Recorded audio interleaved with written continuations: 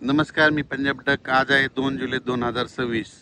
तर मी 28 आणि 29 तारखेला सोयाबीन पेरली होती. तर पाहू शकतात, पाऊस पडला तर निघाली ही सोयाबीन आमची निघत आहे. तर पण शेतकऱ्याला एक अंदाज देणार आहे.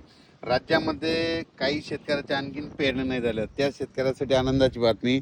या 8 दिवसामध्ये सांगू इच्छितो की म्हणजे 8 जुलैपर्यंत राज्यात चांगला पाऊस पडणार आहे, म्हणून हा अंदाज लक्षात यायचा. म्हणजे सांगायचं झालं तर काही भागामध्ये मुसळधार पडणार आहे, काही ठिकाणी अतिमुसळधार पडणार आहे, काही ठिकाणी अतिवृष्टी देखील होणार आहे, म्हणून हा अंदाज महाराष्ट्रातल्या सर्व शेतकऱ्यांना लक्षात यायचा. म्हणजे आतापर्यंत जे भाग वंचित राहिला त्या भागात देखील हे 8 तारखेपर्यंत पाऊस पडून जाईल, म्हणून हे लक्षायचं. मग राज्यात जास्त अतिमुसळधार पाऊस कुठं पडणार आहे तर तुम्हाला सांगू इच्छितो, सर्वात जास्त पडणार आहे मुंबई, पुणे, नाशिक, नंदुरबार जिल्हा, धुळे जिल्हा, जळगाव जिल्हा, अहिल्यानगर, त्याच्यानंतर शिर्डी, राहता, अकोले, संगमनेर, ओझर गणपती ते पट्टा, म्हणजे धरण क्षेत्राच्या कॅचमेंट एरियामध्ये. तसं ते पाऊस काय होणार आहे इकडं संभाजीनगर, कन्नड, सिल्लोड, सोयगाव, असा करत करत जळगाव, बुलढाणा, अकोला, अमरावती, अकोट, शेगाव, ह्या खामगाव हे पट्टा काय होणार आहे असा पडणार आहे. जालना जिल्हा त्याच्यामध्ये राहील, पण हे देखील सरकारने लक्षात. म्हणजे सांगायचं झालं तर ह्या 8 दिवसामध्ये त्या भागामध्ये चांगला मुसळधार पडणार आहे. पण उर्वरित राज्यात देखील म्हणजे काही जिल्हे म्हणजे सातारा जिल्हा, सांगली जिल्हा, सोलापूर जिल्हा, पुणे जिल्ह्याचा पश्चिम भाग, त्याच्यानंतर इकडं धाराशिव जिल्हा, लातूर जिल्हा, बीड जिल्हा, नांदेड जिल्हा, परभणी जिल्हा, हिंगोली जिल्हा, यवतमाळ जिल्हा, वाशिम, त्याच्यानंतर वर्धा, नागपूर, भंडारा, गोंदिया, चंद्रपूर, यवतमाळ, हे सगळीकडं मग काय होणार आहे ह्या 8 दिवसामध्ये पाऊस पडणार. काही ठिकाणी जोराचा पडणार, ओढे नाले पडणार, कुठं रिमझिम पडणार, काही ठिकाणी सततधार राहणार, म्हणून हे लक्षायचं. पण राज्यात मात्र तुम्हाला सांगू इच्छितो की जे जी पाण्याची जी टंचाई वाटत होती शेतकऱ्याला, पाणी टंचाई होणार आहे, दुष्काळ पडणार आहे, ते तसं काय होणार नाही. तुम्हाला सांगू इच्छितो उत्तर महाराष्ट्रामध्ये जे धरणं येतात, तुम्हाला सांगतो उत्तर महाराष्ट्रामध्ये नंदुरबार जिल्हा, धुळे जिल्हा, नाशिक जिल्हा आणि त्याच्यानंतर अहिल्यानगर, जळगाव जिल्ह्याचे जे छोटे छोटे धरणं आहेत, या पावसामध्ये ते पाझर तलाव त्याच्यामध्ये भरून जातील, म्हणून हे लक्षात. पण त्या व्यतिरिक्त तुम्हाला सांगू इच्छितो, निळवंडे धरण झालं, भंडारा धरा, त्याच्यानंतर गंगापूरचं धरण झालं.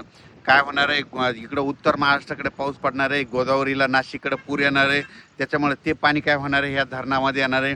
ते धरणं जर भरले तर मग काय होतं, त्याच्या खालचे जे धरणं आहेत, मग जायकवाडी धरण हे, मग त्या धरणाचं पाणी त्याच्यात सोडतं, म्हणून शेतकऱ्यासाठी आनंदाची बातमीमध्ये पिण्याचा प्रश्न त्या त्या पट्ट्यातला मिटू शकतो, म्हणून हे लक्षायचं.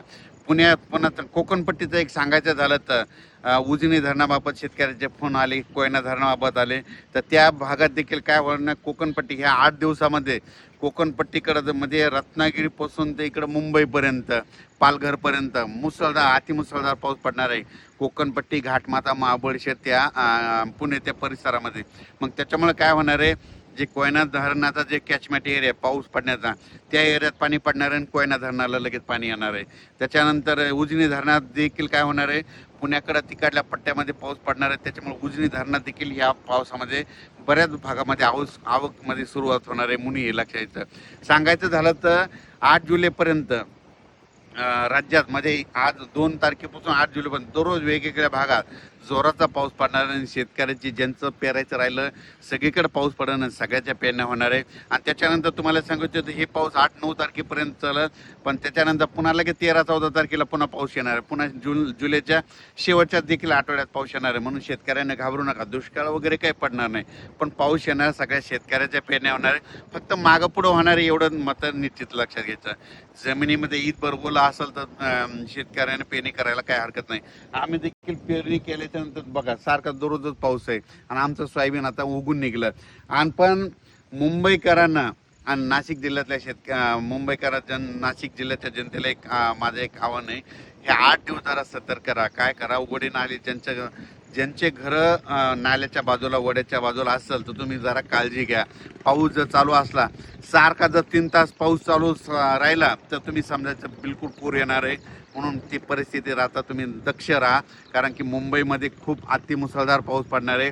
मुंबईपेक्षा जास्त नाशिकच्या म्हणजे दिंडोरी आणि आपलं दिंडोरी आणि इकडं गुजरातचा परिसर, नंदुरबार जिल्हा, धुळे जिल्हा, नाशिक, निपाड, ह्या येवला सगळीकडे जवळपास चांगला जोराचा पाऊस पडणार आहे. अहिल्यानगर पडणार आहे. ते पाऊस परत काय होईल इकडं अहिल्यानगर करत इकडं कडाष्टी बीडकर देखील येणार आहे, पाथर्डीकर पडणार आहे. तिकडं जर पडलं तर परत तिकडं एका दिवस त्या नदीला पाथर्डीच्या तिकडल्या देखील पूर येऊ शकतो. म्हणून त्या पाथर्डीकरल्या शेतकऱ्यांनी लक्षात घ्यायचं, कारण की कमी वेळेत जास्त पाऊस पडला तर तुम्हाला सांगू इच्छितो पूर येण्याचं लक्षण कसं असतं. तर 1 घंटा जर पाऊस पडला सारखा की समजायचं नदीला थोडाफार पूर येणार आहे. पण पाऊस 2 घंटे पडला तर समजायचं आता धोक्याची पातळी होणार. आणि 3 तास सारखा सलग पाऊस पडला की 100% नदीला पूर येणार. हे गणित सगळ्या शेतकऱ्यांना लक्षात यायचं.